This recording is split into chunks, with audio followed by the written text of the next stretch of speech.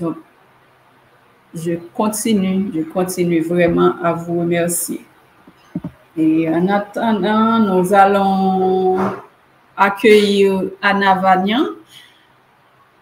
Anna qui va présenter sur Azure OpenAI Introduction.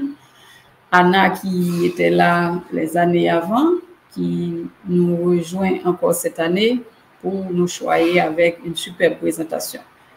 Anna, bonjour, vous êtes là? Bonjour Annie, bonjour à toutes et à tous. Est-ce que vous m'entendez? Oui, je vous entends très bien, je vous entends très bien. Je vous demande à commencer à partager votre écran. Ensuite, vous allez vous présenter et démarrer avec votre présentation. Donc, je vous souhaite bon succès dans votre présentation. Merci beaucoup Annie, merci. Bonjour à toutes et à tous. Bonjour Annie, je suis heureuse et honorée d'être parmi vous aujourd'hui à SQL Saturday Haïti 2024. Je m'appelle Anna, je suis formatrice technique dans le domaine Data and AI. Et dans cette session d'aujourd'hui, on a pour le but de découvrir ensemble le service Azure OpenAI et notamment, on va parler aussi un petit peu de cette évolution technologique du domaine de l'IA parce qu'on entend parler très souvent aujourd'hui ce que l'IA peut faire, surtout avec cette révolution que GPT et OpenAI ont fait dans le domaine des modèles de Large Language Models et surtout dans les cas d'usage qu'on va aujourd'hui avoir avec tous ces copilotes. Et donc, le but, c'est aussi un peu de découvrir quels sont les différents services et les différentes applications et les cas d'usage dans lesquels on va pouvoir s'attendre à améliorer ou à automatiser quelques performances qu'on a quotidiennement, par exemple, écrire un mail ou communiquer avec un logiciel. Et donc, dans cette session, même si vous êtes débutant ou avancé, je pense que chacun va trouver son bonheur, j'espère en tout cas. Et sans plus tarder, je vais passer au slide suivant où on va commencer avec l'agenda pour aujourd'hui. Je vais juste passer au slide suivant. Et donc, comme vous pouvez voir sur le slide de l'agenda, on va dans un premier temps introduire un peu les termes tels que l'IA, l'intelligence artificielle, l'apprentissage automatique ou le machine learning et l'apprentissage profond ou la deep learning. Parce que souvent, on va entendre parler de ces trois termes de manière interchangée, ce qui n'est pas tout à fait correct. Et donc, on va essayer de voir quelle est la différence entre ces trois-là. Et après, on va parler un tout petit peu de l'évolution de la technologie dans le domaine de NLP ou Natural Language Processing. Ça veut dire que on va voir à quel point la technologie et la technique qu'on va utiliser pour atteindre le but de traitement de langage naturel, c'est ce qu'on fait avec NLP, a évolué au cours des années. Et quand est-ce que ça a commencé à peu près et qu'est-ce qu'on utilisait en fait à l'époque, qu'est-ce qu'on a ensuite hérité dans la technologie d'aujourd'hui, dans LLM, Large Language Models, dans GPT, Generative Pre-trained Transformer et ainsi de suite. On va parler du concept de tokenisation et on va découvrir ensemble qu'en fait, dans NLP, tout au cours de son évolution, on utilisait déjà la tokenisation. On va avoir quelques démonstrations avec une image.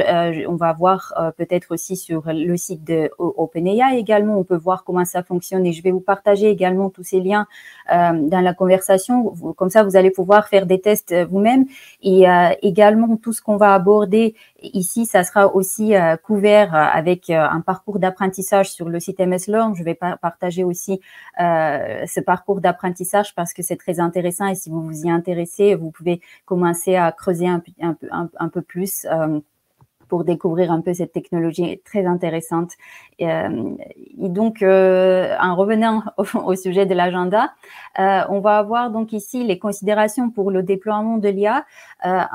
Il faudrait qu'on en parle. On va aborder le sujet ou les trois sujets principaux auxquels il faudra faire l'attention, tels que l'IA responsable, comment déployer une solution de l'IA responsable, comment on va pouvoir un peu maîtriser le coût de la solution parce que c'est très important dans ce genre d'application comme Azure OpenAI ou autre qui va faire tourner le moteur dans le cloud, de pouvoir maîtriser un peu la consommation des tokens. Et ensuite, on va avoir quelques démonstrations où on va découvrir toutes ces choses ensemble. On va voir le studio d'Azure OpenAI, la création de la ressource. On va peut-être très rapidement regarder sur d'autres applications de l'IA, les applications toujours où l'utilisateur va pouvoir automatiser une certaine partie de sa vie ou de son travail. Donc, sans plus tarder, je suis déjà passée au slide suivant. Comme vous pouvez voir sur ce slide, on a une petite image que vous allez souvent voir aussi dans beaucoup de documentation qu'on a, dans beaucoup de documentation, que ce soit sur Azure ou autre, chez d'autres fabricants. Donc, vous allez voir que l'intelligence artificielle et l'apprentissage automatique et l'apprentissage profond ou deep learning, c'est pas la même chose. Et parfois, très rarement, mais parfois on peut toujours voir des endroits où ces termes-là vont être utilisés de manière interchangée. L'IA, ça a commencé son parcours au cours des années 1950. Ça fait partie de l'informatique, c'est une technique où on va essayer de reproduire le comportement humain. On va essayer d'automatiser certains aspects de notre vie. Par exemple, pour ce slide deck, j'ai utilisé l'IA pour automatiser une partie de travail. J'ai fourni le contenu et j'ai dit, tu peux me générer des slides. C'est ce qu'on peut faire aujourd'hui avec l'IA, avec les copilotes, les différents copilotes qui existent dans des différents logiciels. Que ça soit des logiciels Microsoft, que ça soit des logiciels dans le cloud ou autres, chez d'autres fabricants. Et donc, chaque copilote va avoir une limite de sa fonctionnalité, mais globalement parlant, les copilotes dont on entend parler tout le temps aujourd'hui, ça fait partie des applications de l'intelligence artificielle. C'est ce qu'on peut faire aujourd'hui. Mais ça n'a pas toujours été le cas. La technique qu'on va utiliser derrière pour créer un copilote, c'était pas toujours la même, mais ça existait. Avec l'intelligence artificielle, au cours des années 1950 à peu près, quand ça a commencé son parcours, on faisait quoi? En fait, on faisait plutôt de manière préprogrammée. On essayait de créer un algorithme qui allait dire voici, si l'utilisateur demande de faire ça, il faut faire ça. Donc, c'était vraiment très préprogrammé et c'était très précis dans le sens où parfois ça performait pas bien à cause du fait que c'était trop précis et trop préprogrammé. Ensuite, il y a eu d'autres techniques qui sont apparues, notamment l'apprentissage automatique qu'on voit sur la diapositive ici avec le chiffre 2. Donc, le machine learning ou l'apprentissage automatique, c'est une technique qui va nous permettre dans un premier temps, en recueillant les données et en les étiquetant, en faisant l'étiquetage de notre donnée, d'entraîner un modèle. Et le modèle, ensuite, va prédire, je vais utiliser cet anglicisme prédire du mot prediction pour pouvoir prévoir ce qui va se passer selon les observations qu'on a eues dans le passé. Et donc ces observations-là, comment on va faire des conclusions là-dessus? On va en fait utiliser les statistiques et les maths. Pour chaque type de tâche d'apprentissage automatique, il faudra utiliser un algorithme qui se repose sur une théorie de probabilité, sur une statistique en particulier. Et donc, il faudra dans un premier temps bien choisir le type de la tâche selon le type de la donnée qu'on va avoir. L'apprentissage automatique, si on voulait faire une définition, quand est-ce que ça a commencé son jour, ça serait à peu près les années 1990, quand on a essayé à justement améliorer les performances plutôt algorithmiques de l'IA. On a essayé de faire quelque chose d'un peu plus intelligent à utiliser les prédictions. Et dans le cadre de machine learning, on va avoir plein de types de tâches qu'on va pouvoir définir. Donc, il y aura globalement parlant, on peut dire qu'il y a les tâches, le machine learning supervisé et non supervisé.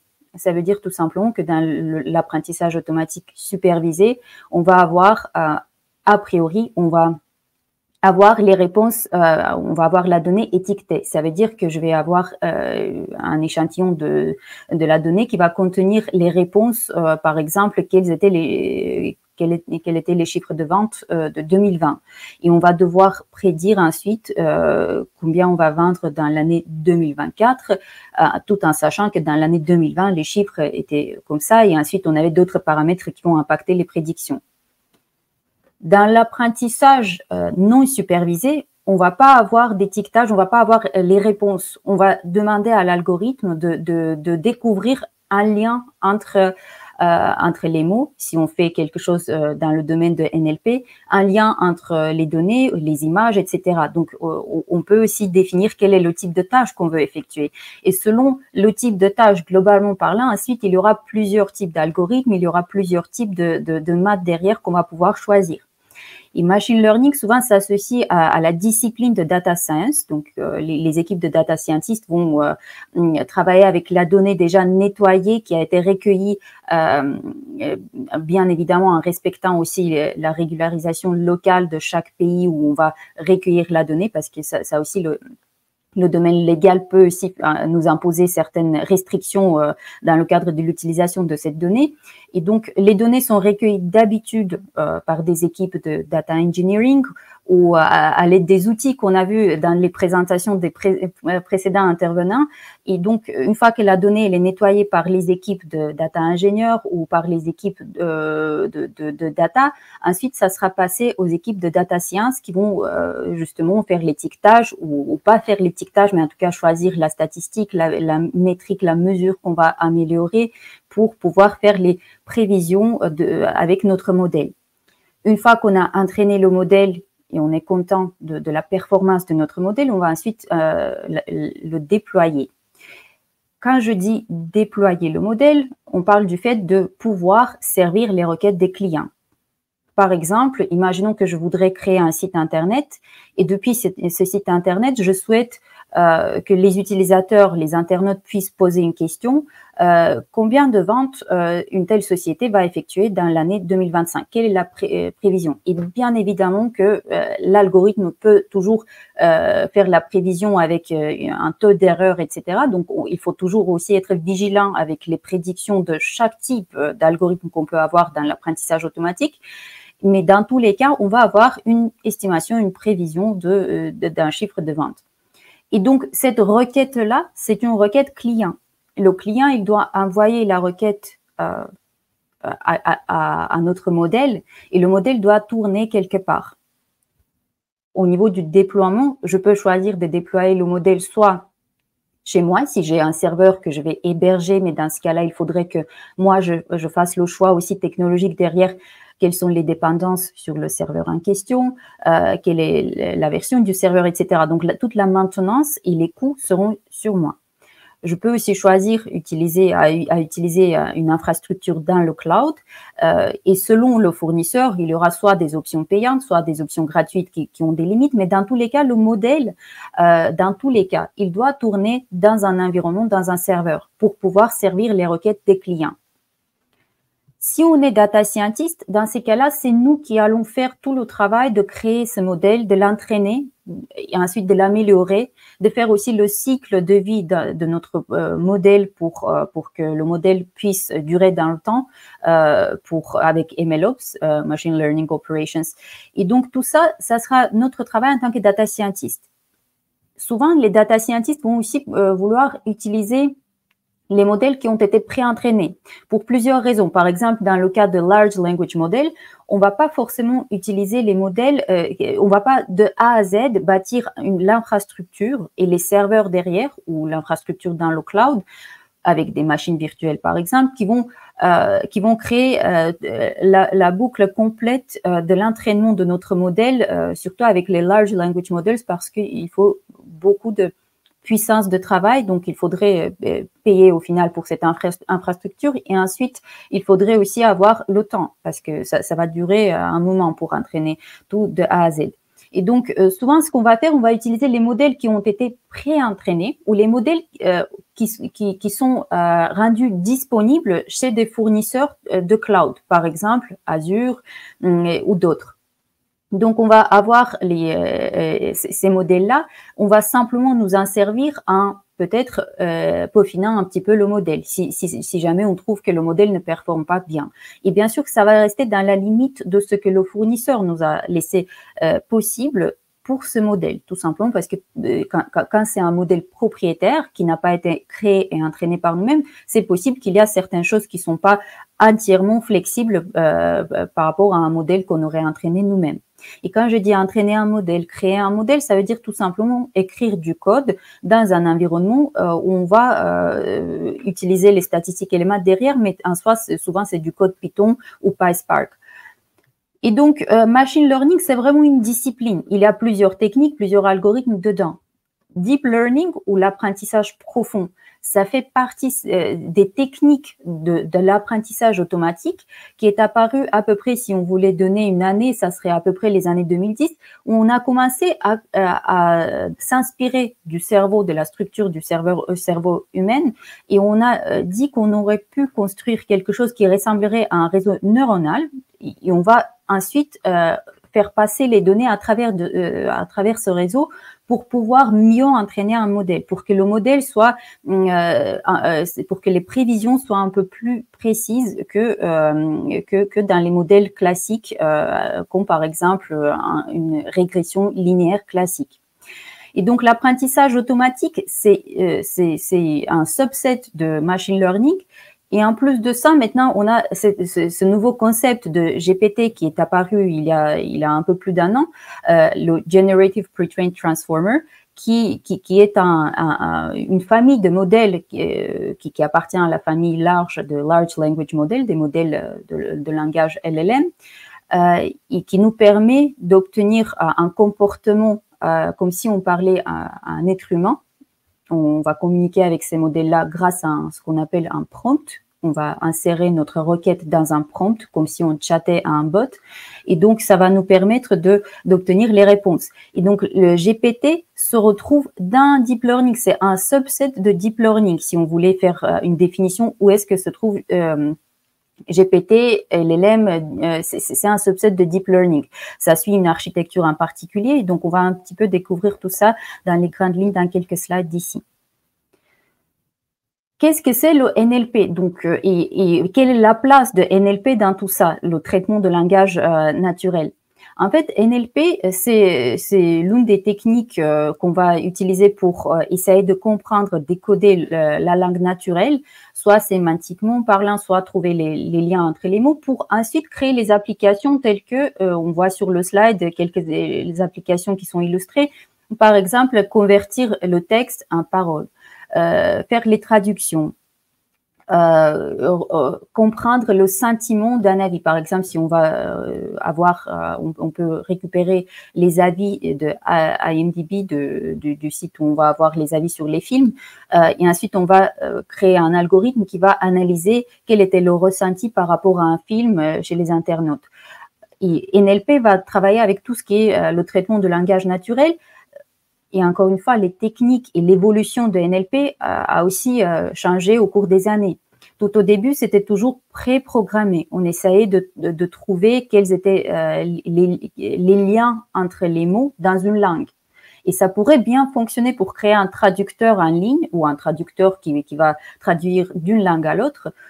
Cependant, pour une autre langue, ça pourrait pas fonctionner parce que les langues, sémantiquement parlant, auront des différences qu'il faudrait respecter. Et souvent, cette technique de trouver simplement le lien entre les mots pourrait fonctionner pour un cas d'usage en particulier, mais pas toujours pour tous les cas. Et même pour ce cas d'usage en particulier, il y avait toujours des exceptions qu'il fallait tenir en compte quand on travaillait avec. Le début du NLP, du traitement de langage naturel, se basait donc sur ces règles-là et on programmait explicitement. Il y a le petit récapitulatif sur le slide ici. Donc, ça prenait du temps parce qu'il faut comprendre la langue, il faut créer ces liens, etc. Donc, ça prenait du temps tout simplement pour pouvoir créer, par exemple, un traducteur qui va pouvoir automatiquement traduire de l'anglais en français, par exemple. Dans tous les cas, quand on utilisait le NLP, on avait ce concept de tokenisation. Peut-être vous en avez déjà entendu parler parce que vous avez déjà lu un petit peu comment GPT fonctionne, GPT ou Generative Pre-trained Transformer, comment les LLM fonctionnent, Large Language Models. Et donc, dans tout ça, on a souvent commencé à maintenant apprendre ces termes beaucoup plus qu'avant. Sauf que tokenisation, c'est pas un nouveau concept. Et qu'est-ce qu'on va faire en fait à droite ici sur le slide, il y a la petite démonstration. Je vais essayer de cliquer pour que ça continue à démontrer. Vous pouvez regarder avec l'illustration. Et à gauche, on a la liste des étapes qu'il faudrait effectuer pour faire la tokenisation. Les tokens, en anglais, ça s'appelle token, c'est simplement la représentation des c'est les caractères de l'alphabet qu'on va utiliser pour travailler avec la solution NLP. On va découper les mots en des petits morceaux. Et le token, en français, ça s'appelle un jeton. On va simplement créer des jetons. Comment on va le faire? On peut le faire en définissant une règle, comment on va découper les mots. Par exemple, il y a un espace. Chaque fois quand il y a un espace, donc logiquement, ça doit être la fin du mot. Donc, on va découper le mot, la phrase en plusieurs petits morceaux. Et les tokens, par exemple, pour GPT, c'est égal à peu près, c'est pas très précis, mais c'est à peu près 4 caractères de l'alphabet latin. Donc, si je vais créer une phrase comme The sun sets in the west, ici, je vais avoir la découpe. Bon, c'est pas pour GPT, c'est simplement pour le but de l'illustration, mais il y aura donc chaque fois qu'on va découper, ça sera à la fin du mot, là où il y a l'espace. Ensuite, il faudrait faire ce qu'on appelle le stemming. On va joindre les mots qui sont similaires et ensuite découper la fin du mot pour un peu optimiser aussi comment on va par la suite traiter ces données. On va supprimer les mots vides. La suppression des mots vides, en anglais, ça serait par exemple les mots tels que the, les articles the, etc. Donc, ce sont les mots qui n'ont pas beaucoup de signification. Dans chaque langue, ça sera différent. Donc, il faudrait aussi prendre ça en compte. Et à la fin, on va faire quoi? On va attribuer un nombre à chaque jeton. Donc, une fois qu'on a fait la tokenisation, après, ça dépend de ce qu'on va faire. Donc, on peut utiliser dans NLP, on peut utiliser la technique classique pour ensuite créer un modèle d'apprentissage automatique qui va utiliser ces mots tokenisés pour ensuite faire les prévisions. Et donc, on va ensuite déployer le modèle qui va nous permettre de créer, par exemple, une application avec. Et quand on parle des techniques statistiques NLP qu'on a sur le slide ici, ce sont les techniques statistiques classiques, ce qu'on avait depuis longtemps. Donc, c'est pas quelque chose de nouveau. C'est pas l'approche qui est utilisée pour LLM, pour Large Language Models ou pour les techniques GPT, les modèles de GPT, etc. Naive Bayes et Term Frequency, Inverse Document Frequency, ce sont deux types de techniques statistiques pour le traitement de langage naturel dans lesquels on va chercher à retrouver la similarité entre les mots. Donc, dans Naive Bayes, ça se base sur les probabilités et sur la probabilité des Bayes notamment. Et ce qu'on va essayer, on va essayer de chercher la corrélation entre les mots. Souvent, Naive Bayes, il est utilisé pour les applications des spams, du courrier indésirable, pour pouvoir filtrer. En fait, c'est un classificateur parmi, si on voulait dire quelle est la tâche qu'on va accomplir, quel type de tâche qu'on peut accomplir avec Naive Bayes. C'est un type d'apprentissage supervisé qui va être utilisé pour classifier les emails, par exemple. Où on peut classifier ce qu'on veut. Donc, on peut l'entraîner un classificateur Naive Bayes pour faire la classification des données. Ici, on a par exemple l'illustration sur le slide qui démontre les points qui sont rouges, les points qui sont verts et les points qui sont bleus. Donc, il a classifié en 3 catégories différentes.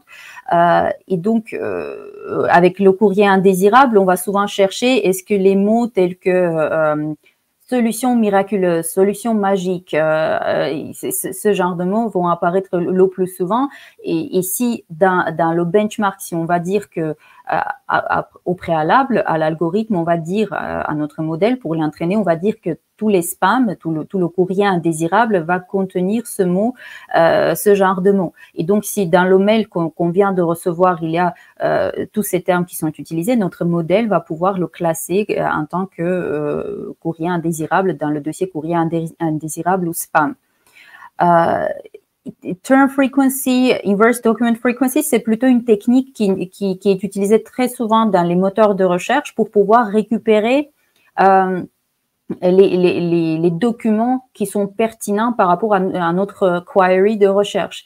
Et ça peut être utilisé, c'était utilisé aussi dans les techniques de NLP pour le traitement de langage naturel. Sauf que il s'avère que ces deux techniques-là sont plutôt pas mal, mais c'est pas parfait. Donc ça va pas atteindre les performances qu'on peut atteindre avec les GPT, les Pre-trained Transformers, ce genre de modèles qui appartiennent à la famille LLM, qui utilisent une architecture entièrement différente. Et donc, si on parle de qu'est-ce qu'on va utiliser dans NLP, dans les solutions à NLP, on va souvent utiliser les incorporations de mots. Parce qu'imaginons que dans une langue, on va avoir beaucoup de mots, beaucoup de particularités liées à la langue, etc. Et donc, il faudrait qu'on représente les mots avec ce qu'on appelle en anglais, donc on appelle ça embeddings. Et ensuite, en français, ça serait le terme correspondant, ça serait une incorporation des mots. Ça s'est introduit grâce à des techniques d'apprentissage profond, le deep learning, et pour le cadre de traitement des tâches de langage naturel, donc NLP, Natural Language Processing. Et souvent, les incorporations de mots, les embeddings, on va les créer, ils vont être créés pendant l'apprentissage auto-supervisé, ce qui est le cas avec le deep learning et avec les LLM. Donc, c'est vraiment dans le domaine qui va vers le deep learning qui a introduit ce terme. Et ça veut dire quoi? En fait, dans l'illustration qu'on voit du côté droit de la slide, on va avoir les images, les icônes d'un bateau, d'une voiture, d'un vélo, etc., d'une boutique. Et donc, avec les embeddings ou les incorporations de mots, on va représenter dans un espace vectoriel les objets. Donc, dans notre exemple, les objets, c'est vraiment les icônes du vélo, la voiture, etc. Dans une tâche de NLP, du traitement de langage naturel, ce seront les mots. Et donc, les mots, par exemple, cuisiner, souvent vont apparaître dans le contexte des choses comme les recettes, les sites qui vont proposer des recettes, etc. Donc, ça va toujours essayer, cette représentation vectorielle va toujours représenter dans les trois domaines. Il y a ici, dans notre exemple, c'est un espace vectoriel tridimensionnel. Et chaque axe va représenter quelque chose qui est proche à ce qu'on a ici comme objet. Par exemple, ça peut être le mode de transport, l'activité et le type de véhicule, parce qu'on a beaucoup de véhicules ici. Et donc, dans l'espace tridimensionnel, on va avoir, par exemple, le bateau qui se retrouve à peu près au niveau 2, 1 et 4. Donc, si on va faire des lignes imaginaires envers chacun de ces axes, on va voir que le bateau, il est représenté avec la position 2, 1, 4. Et ça veut dire quoi? On va voir que le bateau, il se retrouve pas très loin des boutiques, des magasins et aussi des voitures. Pourquoi? Parce que logiquement, le bateau, si on conduit un bateau, on peut, c'est un moyen de transport, donc c'est pas loin d'une voiture. On peut aussi retrouver des boutiques qui se retrouvent au bord de l'eau.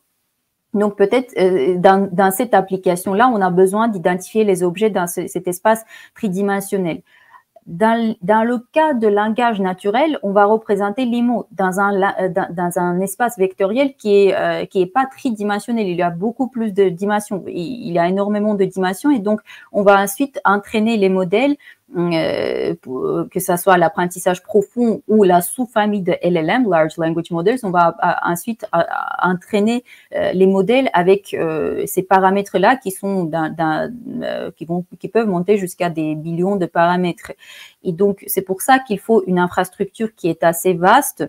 Il faut beaucoup de temps, même si on a l'argent et l'infrastructure il faut aussi beaucoup de temps pour pouvoir entraîner un modèle Large Language Model ou quelque chose de Deep Learning qui serait utilisable et qui performerait correctement.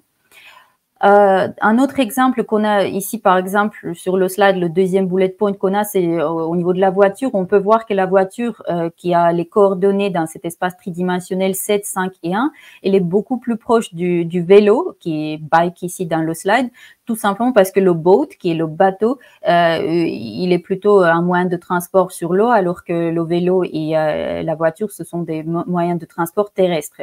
Mais dans tous les cas, les embeddings et la représentation vectorielle des données Ça existe aussi dans Azure OpenAI qu'on va voir tout à l'heure. Donc, les modèles embeddings vont vous permettre de créer vos propres scénarios de traitement de langage naturel, si vous en avez besoin, pour représenter les mots avec des vecteurs.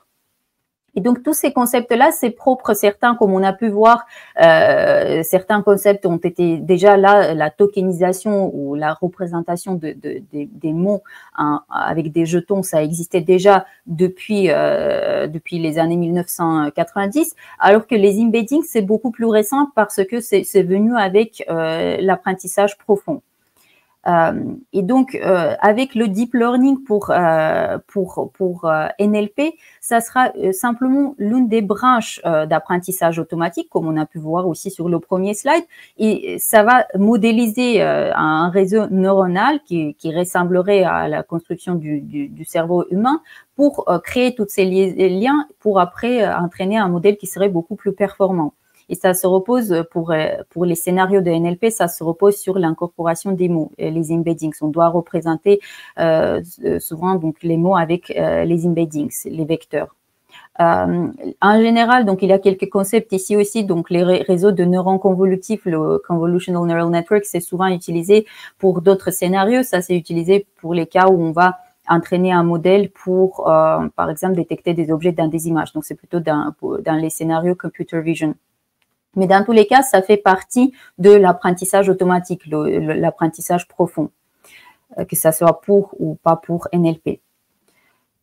Cette fameuse architecture transformer dont on a probablement entendu parler, tout le monde a dû entendre parler, on ne va pas rentrer trop dans le détail, mais juste ce qu'il faut savoir, c'est que ça consiste d'un encodeur et d'un décodeur. Et donc l'encodage, c'est l'encodage positionnel aussi, ça prend en compte aussi la position des mots, parce qu'on a découvert au cours des années que la position d'un mot dans une phrase a une importance aussi. Selon la langue, ça sera une importance différente, mais ça a une importance. Et au lieu de préprogrammer et dire, en fait, si on va dire j'ai besoin d'une recette d'une tarte aux pommes, dire qu'une tarte aux pommes, ça doit être réutilisé tarte d'abord et après pomme, en fait, il vaut mieux laisser à l'algorithme de trouver cette représentation. Et donc, c'est comme ça que l'apprentissage profond, le deep learning, il a commencé à être utilisé de plus en plus, tout simplement parce que c'est beaucoup plus performant. Et donc, dans l'architecture transformer, ce qui est particulier, donc, il y a aussi ce côté, l'apprentissage profond et l'architecture transformer, donc GPT, Generative Pre-trained Transformer, dont on a entendu parler beaucoup. Il se repose sur cette architecture-là qui a été décrit. En plus des détails, en fait, ce schéma que vous voyez ici avec l'encodeur et le décodeur, il est décrit mathématiquement dans l'article Attention is all you need. Et je vais vous partager le lien, mais vous pouvez facilement le retrouver sur archive.org. Vous pouvez chercher dans un navigateur, dans un moteur de recherche. Mais je vais les partager aussi si ça vous intéresse. Donc, il y aura cette tokenisation ou les jetons qu'on va prendre à chaque fois et on va utiliser l'encodeur et le décodeur comme les deux parties principales de notre architecture. Quelle est l'application de GPT? Parce qu'on a tous entendu parler de GPT. Peut-être que vous avez déjà essayé ChatGPT quand il venait de sortir. Peut-être que vous avez essayé un copilote, GitHub Copilot, Bing Copilot, ou maintenant ça s'appelle Microsoft Copilot. Peut-être que vous avez essayé le M365 Copilot ou un autre, parce qu'il y en a beaucoup. Il y a Adobe Copilot. Donc, chaque logiciel aura une petite automatisation qui se repose souvent, pas toujours, pas exclusivement, mais souvent sur GPT. En fait, quand OpenAI a conçu le modèle et ensuite tout le monde pouvait s'en servir dans, par exemple, ChatGPT, le modèle, il permettait une performance beaucoup plus améliorée par rapport à un chatbot classique. Mais comment le modèle va fonctionner, ça va toujours communiquer, on va toujours communiquer avec le modèle à travers d'une fenêtre de chat ou d'une interface graphique unique quelconque qui va nous permettre d'insérer notre message grâce à un prompt. On l'appelle un prompt, notre message. On va formuler notre demande d'une manière aussi précise que possible. Il y a aussi des techniques pour améliorer, pour peaufiner un petit peu le résultat de la prévision. En soi, c'est une prévision qu'on va obtenir. La réponse, c'est une prévision qui est beaucoup plus élaborée, qui s'auto-entraîne aussi également, mais ça reste probabiliste. Il faut toujours pas oublier aussi ce côté-là, mais dans tous les cas, nous, on va utiliser le prompt. Et donc, pourquoi GPT ont révolutionné un peu le marché des chatbots et révolutionné la technologie aussi, tout simplement parce qu'on a la possibilité de parler à un bot qui se comporte d'une manière beaucoup plus intelligente qu'un bot classique. Après, ça dépend aussi de l'application. Peut-être que je vais créer un site web où je vais laisser aux gens de commander une pizza et j'ai pas besoin de la puissance du moteur GPT, ni au niveau du coût, ni au niveau de la technologie. Peut-être qu'un bot classique pré-programmé me suffirait beaucoup. Mais d'un autre côté, peut-être que je veux un bot qui serait capable d'être peaufiné avec les données de notre entreprise, où les gens vont pouvoir poser des questions sur les process ou sur les procédures qui sont propres à notre entreprise. Mais en plus de ça, je veux qu'il y ait un aspect de s'auto-entraîner au niveau du modèle. Dans ce cas-là, je vais utiliser les modèles GPT. Et quand je dis un modèle GPT, ça veut dire que plus probablement, je vais utiliser un copilote si j'ai pas envie de créer du code moi-même. Si je vais créer une solution dans laquelle moi, je vais écrire du code, par exemple, je vais créer un site web et à travers ce site web, à travers l'interface graphique, mes utilisateurs vont faire appel à ce modèle GPT pré-entraîné dont je vais m'en servir dans le cadre de ce cas d'usage. Dans ce cas-là, je vais utiliser un modèle chez un fournisseur cloud, je peux. Dans ce cas-là, souvent, l'accès est payant. Peut-être qu'il y a une petite partie qui un jour va devenir gratuite, mais en tout cas, aujourd'hui, il a beaucoup de limitations au niveau de l'utilisation de ces modèles pour les cas de développement. Et donc, on peut aussi très bien télécharger le code source et faire tourner un modèle chez soi, mais chez soi, il faut avoir aussi l'infrastructure. Donc, dans ces cas-là, c'est gratuit, mais il faut avoir les serveurs qui vont être capables de servir les requêtes clients d'un modèle GPT. Les modèles sont disponibles. En fait, il y en a qui sont les baseline modèles auxquels on a l'accès dans la communauté open source. Donc, on peut nous en servir gratuitement avec notre propre infrastructure, ou on peut utiliser les solutions un peu plus applicatives où on va pas nous embêter avec l'infrastructure, ça va tourner quelque part et nous on va simplement créer notre application qui va se servir de cette infrastructure dans le cloud, on n'a pas à faire les mises à jour, etc. Donc il y a plusieurs choix. Mais dans tous les cas, quand on va faire appel au GPT, souvent c'est dans les cas où on va générer quelque chose parce que ce sont les solutions de l'IA générative. Pourquoi génératif? Parce qu'on va générer du contenu en se basant sur le prompt de l'utilisateur. La requête, c'est le prompt que je vais insérer. Et donc, on aura l'application la plus courante, c'est les chatbots. Il y aura les bots Q&A, ce sont les bots qui sont beaucoup plus pointus par rapport à des questions-réponses. Donc, on va fournir des réponses et des questions que les utilisateurs vont potentiellement fournir à notre bot.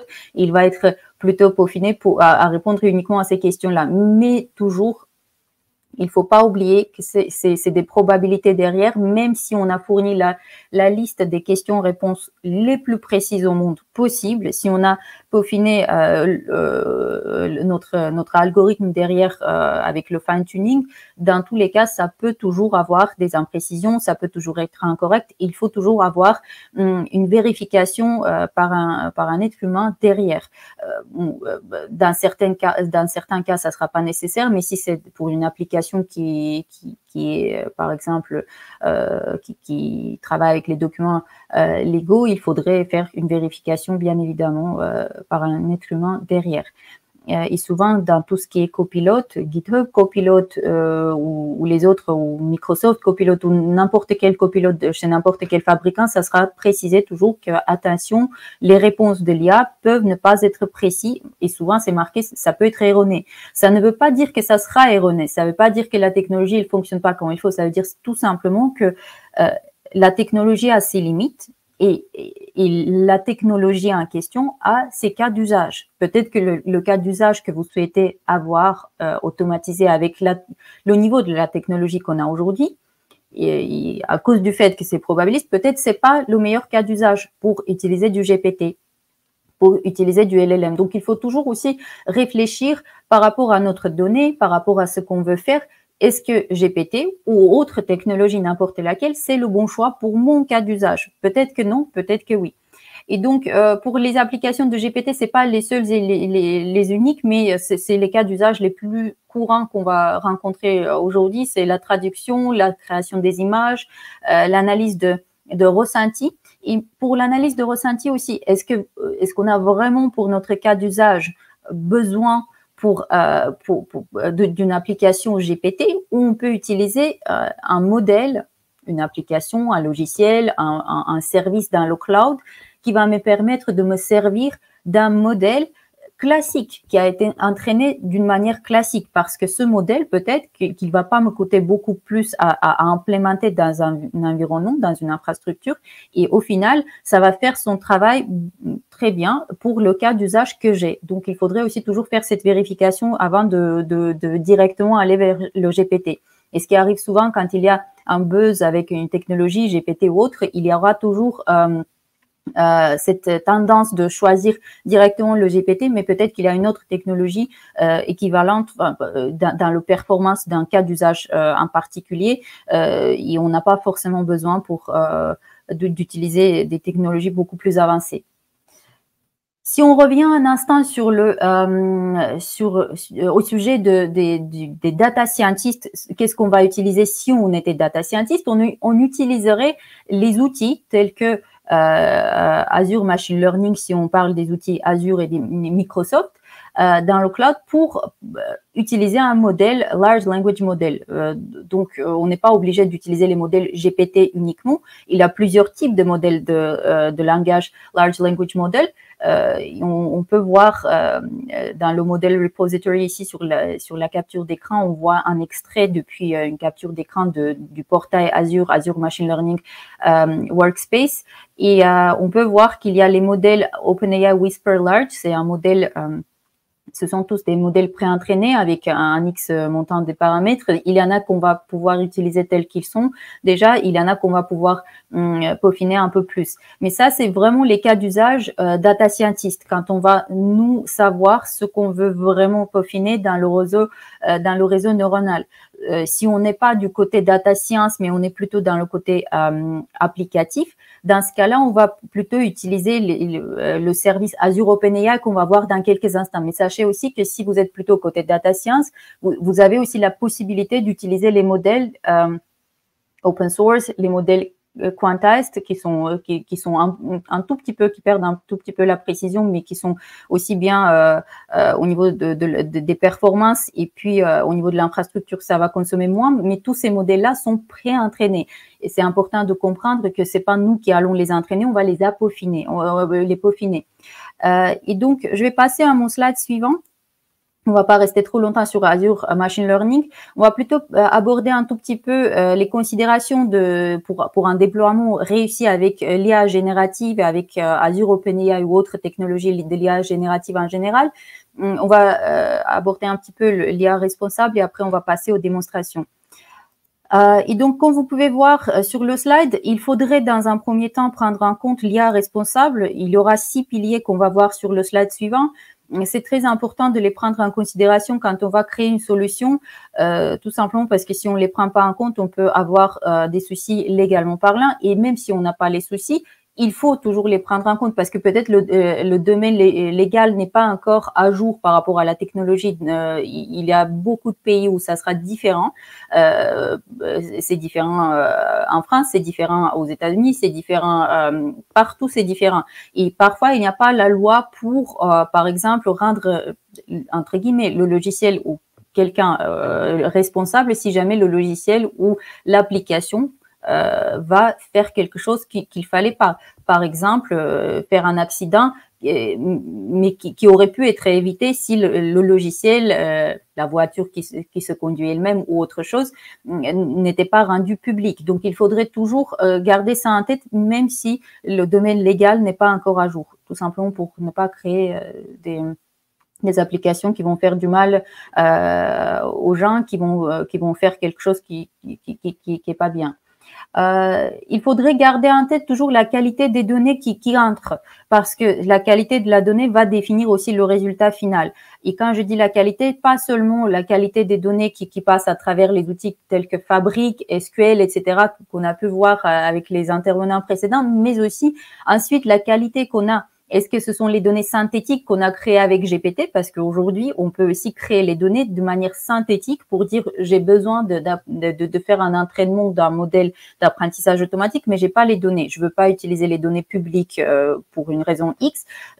Il a beaucoup de données publiques dont on peut nous en servir dans les repositoires publics, mais si on veut pas, on peut créer des données synthétiques. Est-ce que les données synthétiques seront aussi bonnes que les données normales qu'on aurait pu recueillir? Il faudrait toujours voir ça. Les coûts de déploiement. Si on parle de l'IA générative, est-ce qu'on a l'infrastructure pour, si on le fait chez soi, avec ses moyens? Si on fait chez un fournisseur de cloud, est-ce que ça va être dans le budget, parce qu'il y aura toujours les coûts de déploiement à cause de tokenisation, à cause de ces jetons. Chaque prompt va consommer des jetons, chaque réponse va consommer des jetons. Et donc, il y aura aussi les coûts de maintenance. Il faudrait toujours garder au moins ces 4 en tête. Si on parle de l'IA responsable, il y aura ces 6 piliers que vous allez souvent voir dans notre documentation aussi.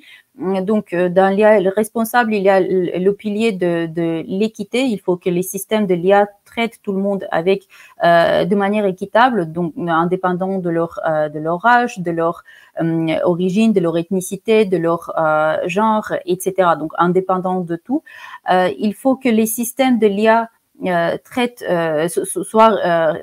soient sécurisés pour tout le monde. Donc, si par exemple c'est un véhicule, il faut qu'il soit aussi sécurisé qu'un véhicule normal qui se conduit avec un être humain, par un être humain. Il faudrait que les données sensibles, les données personnelles ne soient pas divulguées. Donc, la confidentialité et la sécurité, que ce soit des données en général de l'application, doivent être pris en compte.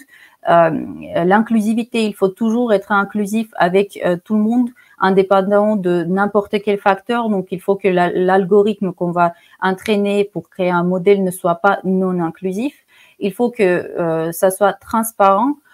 Ça veut dire qu'on va pouvoir expliquer pourquoi les prédictions vont être pour une telle donnée, pourquoi on a dit que la prédiction est une telle ou une telle, et la responsabilité, l'accountability en anglais ici sur le slide, pour pouvoir qui sera responsable si jamais il y a un souci, si l'un de ces piliers n'est pas respecté, si le logiciel qu'on a créé, si l'outil qu'on a créé va faire du mal à quelqu'un, ou il va divulguer des données sensibles, etc., qui est responsable.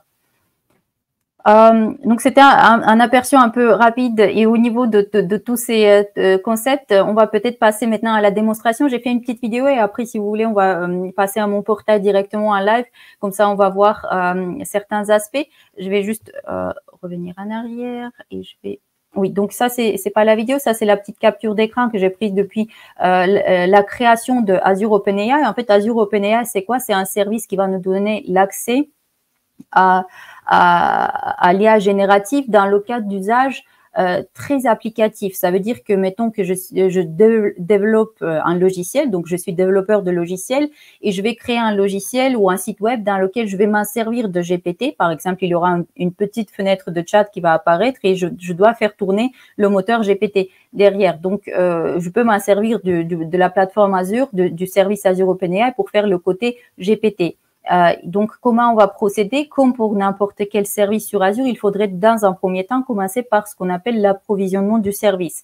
Ça veut dire quoi? Ça veut dire qu'on va créer une instance de ce service qui sera propre à mon utilisateur, qui sera dans mon environnement dans le cloud. Et donc, on va créer, on va choisir l'abonnement, le groupe de ressources, c'est comme un conteneur dans lequel on va créer les ressources. Et ensuite, on va créer le nom de notre instance d'Azure OpenAI, et simplement le pricing tier, qui est le niveau de service qu'on va vouloir. Mais pour l'instant, il n'y en a qu'un seul niveau, donc on va pas en avoir beaucoup.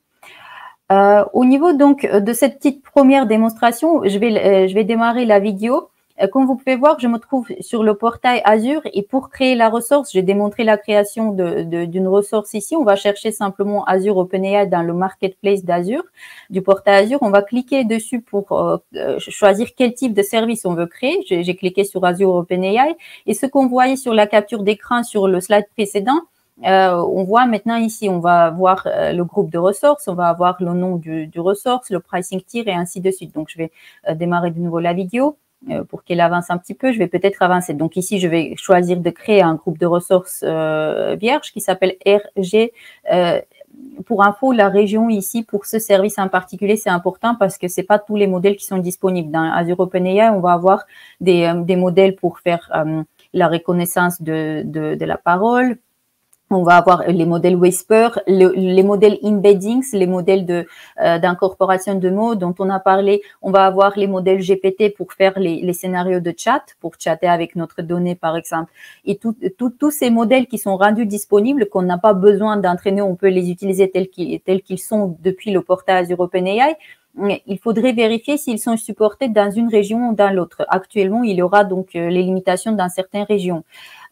J'ai simplement cliqué sur Next plusieurs fois parce que le réseau, j'ai pas de configuration particulière avec mon réseau, donc les tags non plus, j'en ai pas créé. Et une fois que le déploiement il est instancié, il est créé, donc on va avoir à un moment que le OpenAI, Azure OpenAI, la ressource est créée. Actuellement, on peut visualiser depuis le portail Azure OpenAI la ressource qui s'appelle Azure OpenAI pour SQL Saturday. Je vais cliquer sur le studio pour ouvrir la page web du studio Azure OpenAI, tout simplement parce que ça, c'est le portail Azure, ce qu'on voit maintenant. On ne peut pas chatter avec les modèles depuis le portail Azure. Il faut rentrer dans le studio Azure OpenAI. Et donc, ici, une fois que le studio est ouvert, on va pouvoir voir ce qu'on appelle ici à gauche les playgrounds. C'est tout simplement comme dans ChatGPT. Si vous avez joué un petit peu, vous souvenez peut-être qu'il y a le côté chat où vous allez pouvoir poser une question. Donc, c'est un peu similaire à ça. C'est juste une interface graphique pour communiquer avec les modèles qu'on va déployer. Completions qui va nous permettre de créer des récapitulatifs du texte. DAL-I pour créer des images. Et c'est pas dans toutes les régions qu'on supporte les modèles DAL-I. Il y a donc les déploiements, le management, c'est plus pour déployer un modèle. En fait, même si le modèle il est déjà là, il faut dire qu'on veut qu'il tourne dans le cloud pour qu'on puisse nous en servir, pour qu'on puisse commencer à chatter avec. Et c'est ça qui va consommer les jetons derrière. Chaque fois quand je vais écrire un message, ça consomme, ça va tokeniser ma requête. Et chaque token consommé, ça sera facturé aussi. Donc, je vais aller dans le chat ici. Vous voyez la toute première fois pourquoi j'ai fait cette vidéo, parce que c'était une toute nouvelle ressource et je voulais vous montrer à quoi ça ressemble la toute première fois quand vous allez dans l'interface graphique. Il n'y aura pas de déploiement, donc il faudrait vraiment créer ce déploiement dans un premier temps. Déploiement, ça veut dire quoi? Dans une ressource qui est pas gérée par moi, pas dans une machine virtuelle par exemple, ça va tourner dans le cloud le modèle que j'ai choisi. Et parmi le choix des modèles, je pense que je vais aller un tout petit peu plus en avant. Donc ici, il y a le Playground DAL-I. Il y a donc les modèles qui sont disponibles à travers de ce portail ici. Je peux le déployer. Donc, je peux aller dans les déploiements, dans le chat, cliquer sur créer un nouveau déploiement. Et ensuite, on va choisir quel modèle on va déployer. Ça dépend, en fait, le choix des modèles ici dépend de ma région dans laquelle j'ai créé la ressource. Donc ici, j'ai une liste assez large avec des modèles différents, tels que GPT-3, 5, 4, etc. Le type de déploiement, la version du modèle, est-ce qu'on veut automatiquement mettre à jour vers un modèle qui est plus récent quand il va apparaître ou non. Le nom de notre déploiement, ça doit être unique parce que si je vais communiquer à travers du REST API, si je vais écrire du code qui va communiquer avec ce modèle, il faut que je communique à travers le nom du déploiement.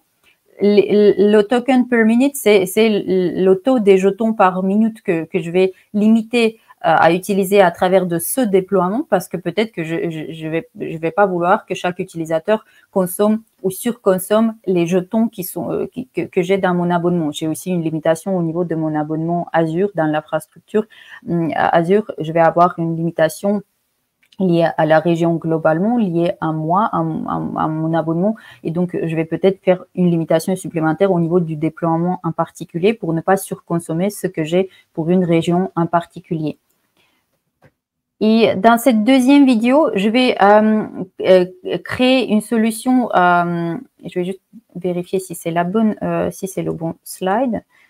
Parce que ici, on ne doit pas créer, c'était déjà créé. Donc, je vais aller au slide suivant parce que ce n'est pas le bon. Hop, donc il est là. Je vais démarrer la vidéo. En fait, dans celle-là, ce qu'on va faire, on va déjà dans un studio Azure OpenAI qui est déjà configuré.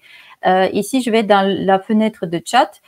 J'ai déjà un déploiement qui existe, donc c'est pas une configuration vierge, donc j'avais quelque chose et je peux par exemple demander d'écrire du code dans Python. Et comme vous pouvez voir, grâce au fait que c'est du GPT derrière, le déploiement il se repose sur la technologie GPT, un modèle GPT-3.5 Turbo 16K, je pense de mémoire que j'ai utilisé. Ça veut dire quoi? Ça veut dire qu'il va me communiquer comme un bot, mais bot plus intelligent. Il va me dire, bien sûr, quel type de code vous souhaitez. Et j'ai pas fourni de données, j'ai rien fait moi-même, mis à part de cliquer sur créer un nouveau déploiement. Pourquoi? Vous pouvez vous poser la question, mais pourquoi dans ce cas-là, j'utiliserais Azure OpenAI et pas, par exemple, directement Bing Chat ou Bing Copilot ou, je sais pas, ChatGPT, Azure OpenAI, pardon, tout court, etc.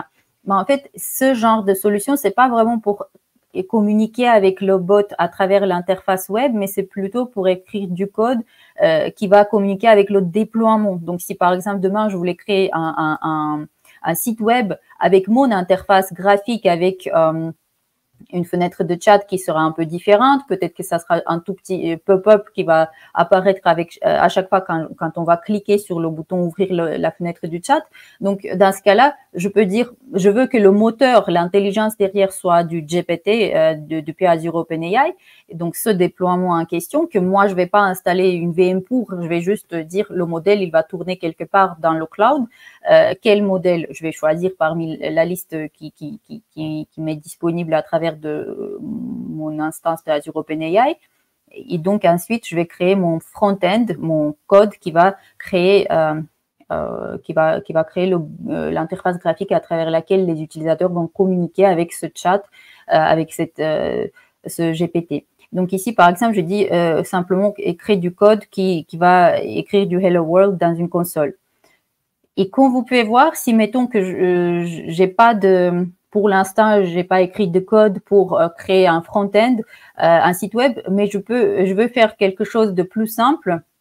Je veux m'en servir d'un hosting et d'un service Azure qui me permettra d'utiliser ce déploiement Text Turbo dans un site web.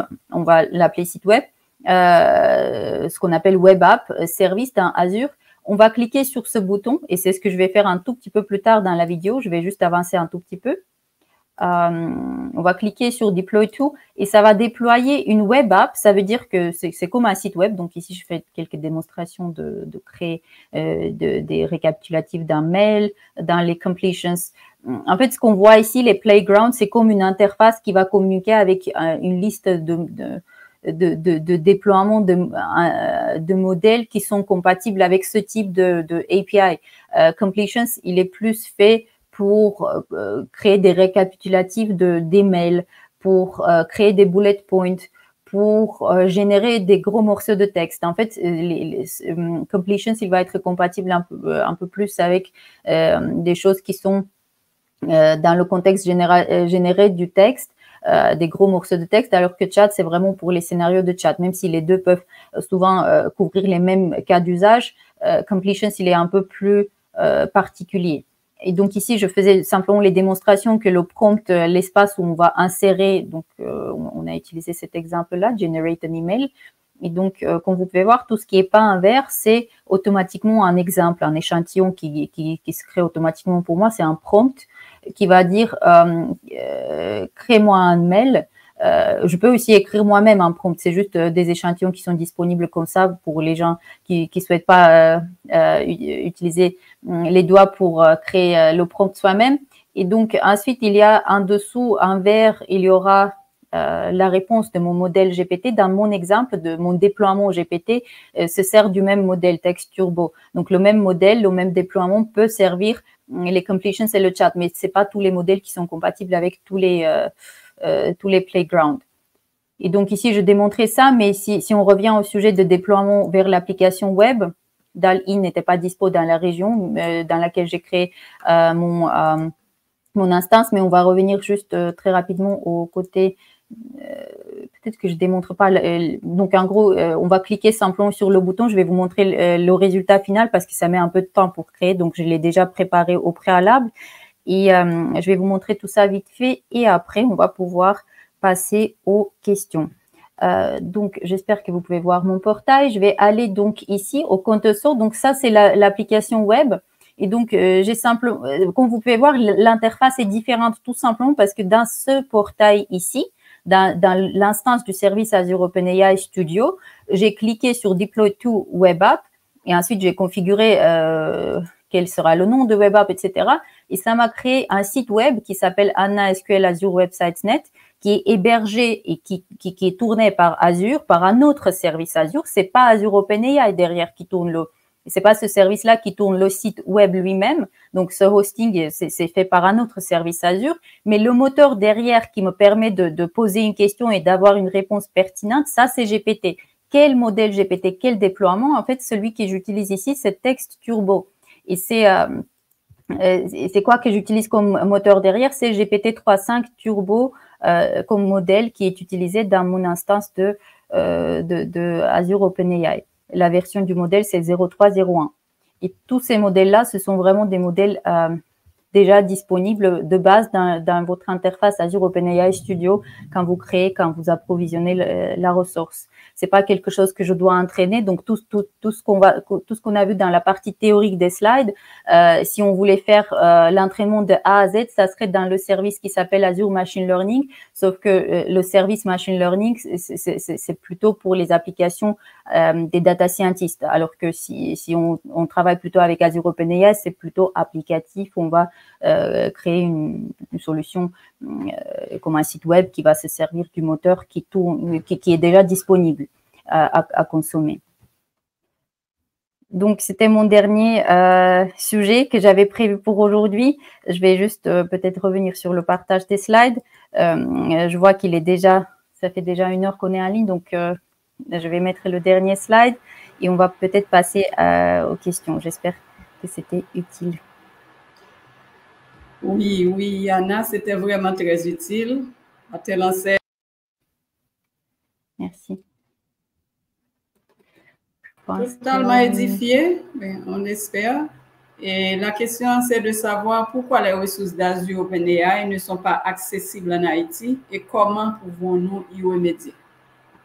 En général, il y a une limite, il y a encore pas beaucoup de régions, il y en a beaucoup plus aujourd'hui, mais au moment où on parle, on peut avoir d'autres régions qui vont se rajouter dans les semaines à venir. Je ne sais pas quel est le roadmap de rajout des data centers. En fait, il faut que ça puisse tourner, mais à mon avis, c'est simplement parce que il y a beaucoup de demandes et il n'y a pas assez de puissance de calcul, il n'y a pas assez de data centers pour pouvoir supporter. Mais ce qui se passe, si par exemple pour une ressource dans Azure, j'ai pas la région qui est la plus proche de chez moi, ce que je fais, je choisis une région qui est plutôt globalement pas très éloignée pour mes requêtes clients. Ça fonctionne pas mal. Si par exemple, je suis basée en France, mais je choisis une région en Asie, ça va peut-être être un tout petit peu plus long à communiquer. Mais si je prends quelque chose qui est, mettons, je prends un modèle où je crée la ressource dans, je sais pas, même aux États-Unis, ça va fonctionner bien. Ça sera très rapide, les réponses seront rapides. À mon avis, si vous n'avez pas la région qui est vraiment très proche de chez vous, vous pouvez choisir quelque chose qui n'est pas très éloigné. Oui, donc, à part un commentaire qui fait comprendre qu'il est difficile d'intégrer data analysis, data science et business intelligence comme domaine d'études dans les universités haïtiennes. Donc, c'est vraiment dommage. En tout cas, c'est pas encore le cas. Et si vous avez d'autres slides à partager, le temps de continuer, de mettre fin, je veux dire. Oui, je vais peut-être, je pense que c'était mon dernier au niveau des slides, mais je pense qu'il y a aussi beaucoup de choses qui se passent en ce moment dans le domaine qui, je ne sais pas à quel point c'est couvert j'ai pas la visibilité là-dessus sur aucune université pour être honnête, mais je regarderai beaucoup en ligne les choses qui se passent en ligne parce que pour tout ce qui est LLM, ça se passe beaucoup aussi en ligne. Il y a beaucoup de ressources. Parfois, c'est difficile de naviguer à travers de toutes ces ressources parce qu'il y en a tellement beaucoup que si on est débutant, si on est intermédiaire, c'est difficile de trouver ce qui nous va au mieux. Mais une fois que vous avez trouvé, je pense que je peux participer au chat, je vais partager quelques liens que j'ai mentionnés aussi tout au long de la présentation. J'espère que ça sera un peu utile et je ne sais pas si ça répond, j'espère que ça va répondre. Ah, il faut que je me connecte au YouTube. Je vais peut-être partager en interne et si jamais, Annie, vous pourriez partager, si je pourrais utiliser votre gentillesse, merci. Et entre-temps, il y a une autre question. Quels sont les cas d'utilisation spécifiques dans lesquels Azure OpenAI a démontré des performances exceptionnelles par rapport à d'autres solutions de traitement du langage naturel? Si on compare à d'autres modèles, et si je comprends bien le sens de la question, c'est plutôt par rapport à des benchmarks, des modèles. Je dirais que les GPT qu'on a actuellement, les 4, etc., c'est les mêmes que vous allez trouver aussi, c'est le GPT-4, GPT-3, 5, etc. Ce sont plus ou moins les mêmes partout, que ce soit chez OpenAI, chez Azure OpenAI, etc. Si on compare avec les choses comme Llama 2, ou si je dis en espagnol, ça doit être Llama 2, ou d'autres modèles qui sont les modèles baseline ou Hugging Face ou autres, il faut benchmarker pour votre donnée. Souvent, on peut avoir quelqu'un qui les déploie, et je ne parle même pas des modèles quantized, des modèles classiques, mettons Llama 2, je le mets pour mon cas d'utilisation et ce qui peut arriver, c'est qu'au final, pour ma donnée, ça ne va pas bien performer. Mais donc, je ne peux pas vous dire que Azure OpenAI va être meilleur ou pire qu'un autre modèle. Azure OpenAI, c'est plutôt une facilité pour les développeurs. Si je suis développeur et j'ai pas envie et c'est pas mon travail de créer un modèle d'apprentissage automatique, je dois créer un site web, mais on m'a dit de créer un chatbot dedans. Dans ce cas-là, je vais utiliser les modèles qui sont rendus disponibles à travers Azure OpenAI et souvent, c'est les modèles les plus récents actuellement. Donc, c'est le cas. Peut-être que ça a changé, peut-être non. Mais dans tous les cas, c'est les modèles qui sont disponibles à utiliser comme ça. Comme ça, je n'ai pas besoin de créer une équipe de data scientists derrière. Si je suis data scientist et je veux faire un benchmark, on donne la possibilité d'utiliser les modèles qui ne sont pas des modèles qui sont créés ou monitorés curated par Azure. Dans ce cas-là, vous pouvez benchmarker. Peut-être que ce qu'on a sur Azure, ça sera mieux, peut-être que ça sera pire. Mais tout ce qui est open source, vous pouvez l'utiliser dans Azure, mais c'est pour les cas où vous souhaitez avoir une infrastructure derrière. Si vous souhaitez utiliser votre infrastructure pour plusieurs raisons différentes, dans ce cas-là, vous n'avez pas besoin de le faire tourner dans Azure. Aussi, vous pouvez très bien utiliser un modèle Llama 2 chez vous si vous avez l'infrastructure. Donc, c'est pas vraiment la performance, c'est plus ou moins comparable partout. C'est plutôt l'infrastructure et l'écosystème que vous souhaitez avoir en général. Et peut-être pour un projet, vous avez besoin d'utiliser l'écosystème Azure. Merci beaucoup.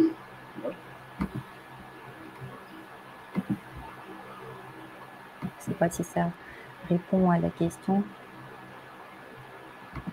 Si on en a bon, oui, j'espère. Et en attendant que vous partagez le lien. Merci beaucoup, Annie. Nous tenons à vous remercier vraiment, Anna Vania, pour votre dernière participation à notre événement. Avec un grand plaisir. Oui, le sujet cette année, introduction à Azure OpenAI, ça a été vraiment enrichissant. Et j'espère que, comme les participants le témoignent à ne pas poser beaucoup de questions, et j'espère qu'ils ont été édifiés du contenu que vous avez su partager avec le public. Merci beaucoup, Anna. On espère vous retrouver l'an prochain.